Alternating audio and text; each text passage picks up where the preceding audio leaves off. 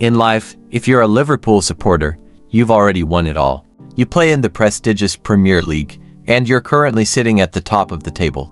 On top of that, you have the luxury of leading the best European competition at the same time. Your biggest challenge was finding a successor to Jurgen Klopp, a manager who has deeply marked the club.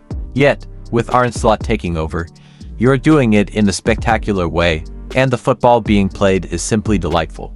Everything seems perfect in the best of all worlds. But here's the thing: every club, no matter how successful, has its challenges.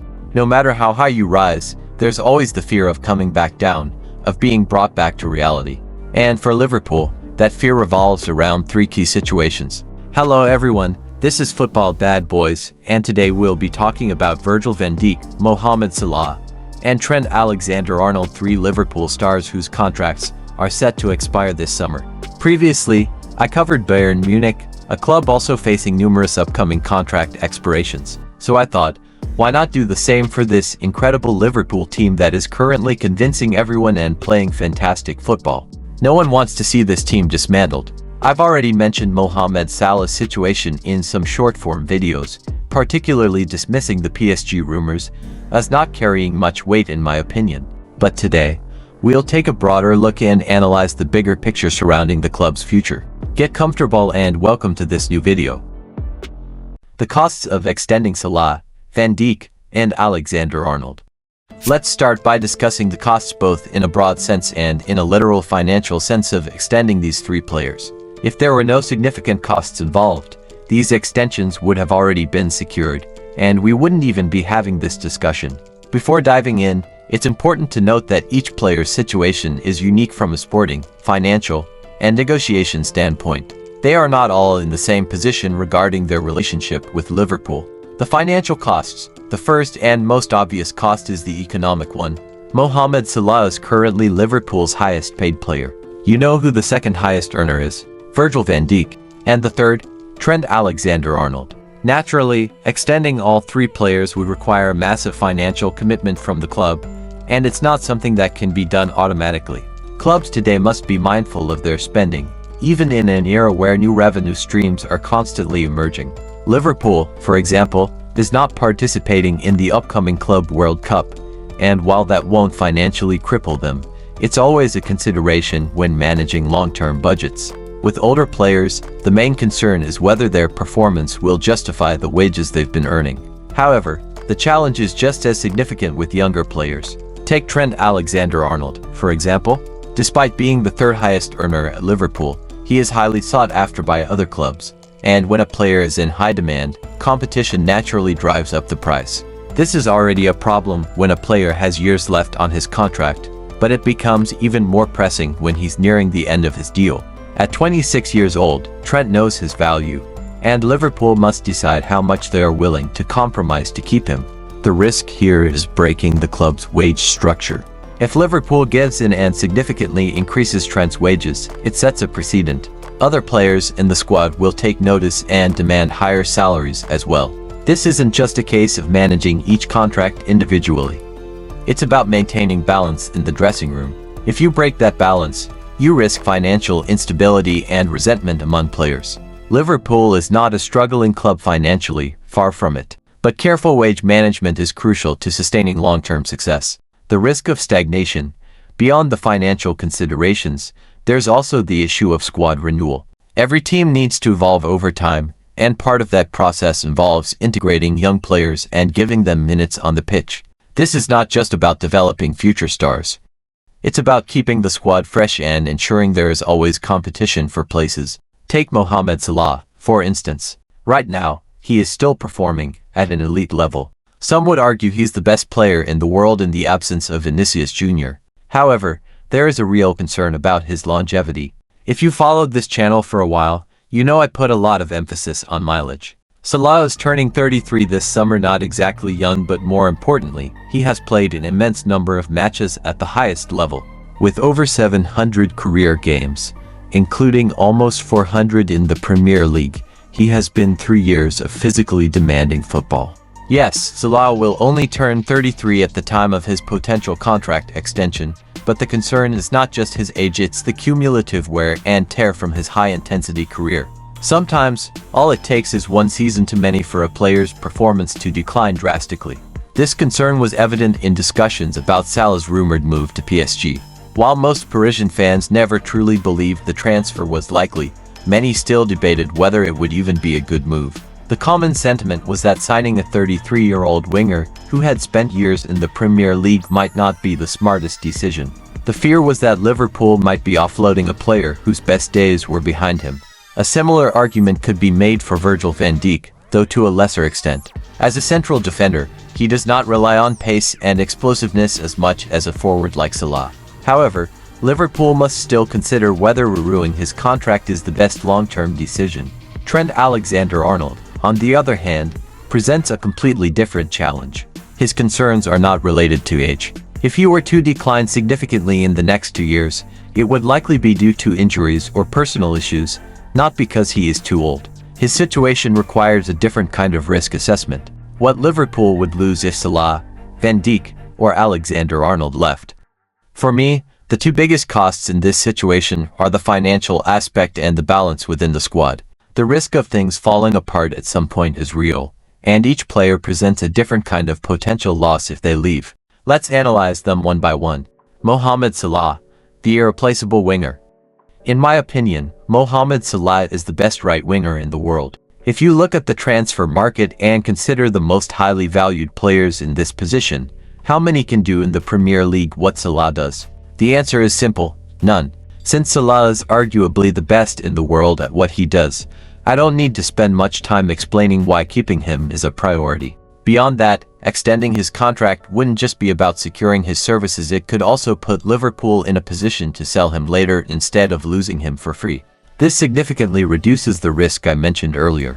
From a sporting perspective, losing Salah would be a huge blow. Virgil van Dijk, the defensive rock and leader. Van Dijk is crucial to Liverpool's defense. His performances remain at an elite level, and he is one of the best centre-backs in world football. Keeping him isn't just about his ability as a player, it's also about his leadership. Van Dijk is a defensive leader, and some might argue he's the leader of the entire team. That's a crucial element to consider when thinking about extending his contract. He's not just a great player, he's an experienced figure who brings structure and organization to the backline. Additionally, Van Dijk's presence benefits younger players. Ibrahima Konate continues to grow alongside him, learning from one of the best in the business. Similarly, Jarell Quansah, who was promoted to the first team about a year ago, is a promising talent. Having Van Dijk as a mentor, even if he eventually plays fewer minutes, adds significant value to Liverpool's squad. In this case, keeping an aging player is offset by the guidance and leadership he provides to the next generation of defenders. Trent Alexander-Arnold, the unmatched profile. Alexander-Arnold's situation is unique, and he is irreplaceable for two key reasons. First, he is one of the best right-backs in the world, if not the best. His market value reflects this, and while you could debate whether he's the absolute best, there's no doubt that he is among the elite. Second, his tactical profile is irreplaceable. Finding a player with his skill set, vision, and ability to dictate play from the right-back position is nearly impossible. Liverpool doesn't have anyone in the squad who can replicate what he does, and there aren't many alternatives on the market either. Additionally, Alexander-Arnold has another advantage over the other two players. He's English and a homegrown player. This is important for several reasons. In both England and European competitions, squad registration rules place a premium on homegrown talent. Liverpool benefits from having a player like Trent, who fits these criteria. Beyond the regulatory advantages, there's also a marketing aspect. Trent is a local hero, an academy product, and a player who embodies the identity of the club. His connection with Liverpool fans is deep, and his value extends beyond just his performances on the pitch. If you look at transfer trends in the Premier League, you'll notice that English players always command higher fees when moving between clubs in England. That's another reason why keeping Alexander-Arnold is particularly important. He is a highly valuable asset both on and off the pitch. Liverpool's potential risks in letting them go. Each of these players represents a massive risk if they leave. Salah is a one-of-a-kind winger whose productivity would be almost impossible to replace. Van Dijk is a defensive leader whose experience and presence are invaluable. Alexander-Arnold is a tactically unique player who holds special status within the club and the league. Liverpool is currently in an incredible position, leading the Premier League and excelling in Europe. The challenge now is to maintain that dominance while making smart decisions about the future. Losing one or all of these players would present massive obstacles to sustaining their success. What should Liverpool do next? We'll dive deeper into that in the next part. If Liverpool has taught us anything, it's that no one is indispensable. This brings us to Liverpool's history, and this is where things get really interesting. Liverpool is a club that, at various points, has been declared finished. Yet, time and again, they have proven their ability to rebuild and thrive. Take Philippe Coutinho, for example. He was once considered the crown jewel of Liverpool's squad. Many predicted that his departure would be a monumental loss. But in reality, his time at Barcelona was far from spectacular, while the money from his sale helped Liverpool launch a new era of success, including bringing in key players, some of whom we've just discussed. Then there was Sadio Mane. When he left, there was a widespread belief that Liverpool was done for, that they wouldn't recover from his absence. But yet again, Liverpool showed that even without a major star, they could adapt, rebuild, and move forward. Liverpool has gone through many cycles of dominance, and each time, they've lost key players who were once deemed irreplaceable. Fabinho, a crucial part of their midfield, sold. Jorginho Wijnaldum left for PSG, where he didn't quite leave a lasting impression, but let's not forget how brilliant he was at his peak with Liverpool. Roberto Firmino, Jordan Henderson, Fabinho, these were pillars of Klopp's squad, and yet Liverpool found ways to replace them and remain competitive at the highest level. It's easy to say that a player is irreplaceable while they're still part of the team. It's just as easy to say that a player was always replaceable once they've already left. The real skill of a top sporting director is anticipating this before it happens. Right now, as an outside observer, I see Mohamed Salah as irreplaceable, but maybe Liverpool's management already knows exactly how they will replace him.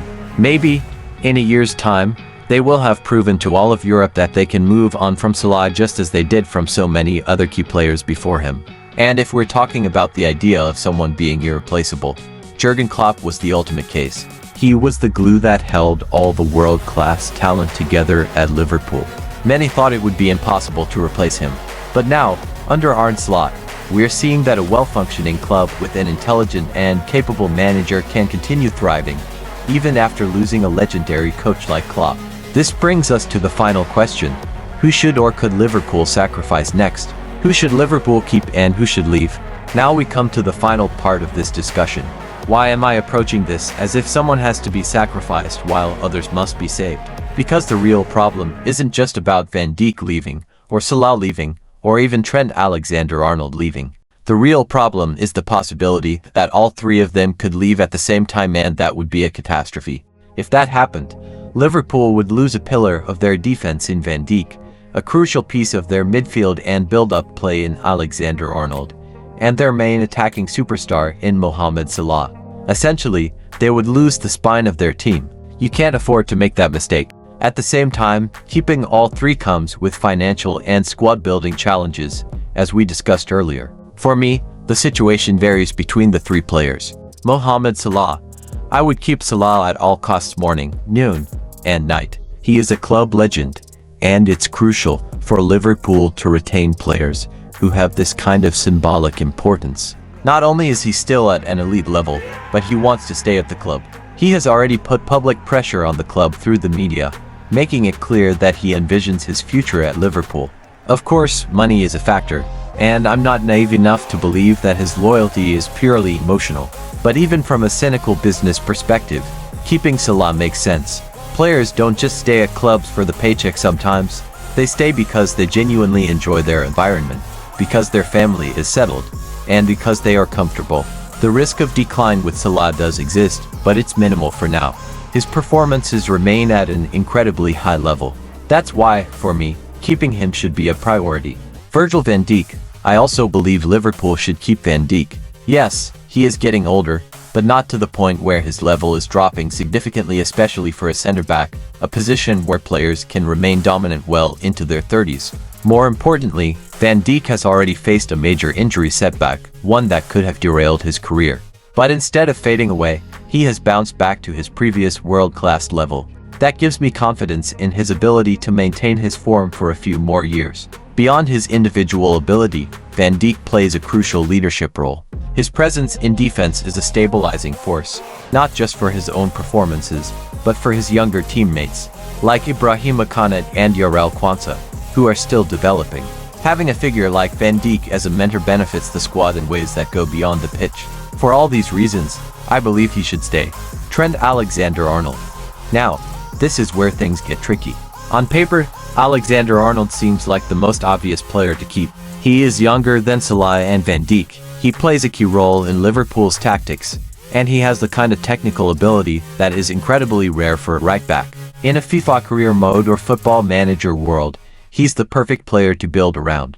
But real-life football is different. Unlike Salah and Van Dijk, Alexander-Arnold is highly sought after, and he is already in discussions with other clubs. The biggest name in the mix, Real Madrid. This is where his strengths, being English, being a Liverpool Academy graduate, being the heart of the team, can also turn into liabilities. Because there's no guarantee that he wants to stay at Liverpool forever. When a player spends his entire career at one club and wins everything, it's natural for him to wonder what else is out there. And let's be honest, when Real Madrid comes knocking, it's hard to say no. The key question here is, should Liverpool do everything in their power to keep him? Should they break their wage structure for him? Should they risk upsetting the balance of the squad for a player who might leave in a year or two anyway? I don't think so. Yes, Alexander-Arnold is an exceptional player. Yes, he is incredibly difficult to replace, especially considering how scarce elite right-backs are on the market. But if he is determined to leave, Liverpool will survive without him. Trying to force him to stay against his own ambitions could backfire. If he isn't fully committed, his performances might decline. And if Liverpool massively increases his salary just to keep him, they risk disrupting the financial structure of the squad for a situation that might only last another year or two before he leaves anyway. So, if there's a sacrifice to be made, it should be Alexander-Arnold. Final thoughts. For once, I'm going against my usual philosophy. Normally, I prioritize younger players over veterans. But in this case, Liverpool's identity is too important to ignore. Salah is a club legend, still elite, and wants to stay. Keep him. Van Dijk is still a world-class defender and a leader for the squad. Keep him. Alexander-Arnold is world-class, but his future is uncertain, and Real Madrid is circling. If necessary, let him go. Of course, I'd love to hear your thoughts on this. Do you agree? Would you make different choices? Who would you prioritize? Let me know in the comments, and enjoy the rest of your football weekend.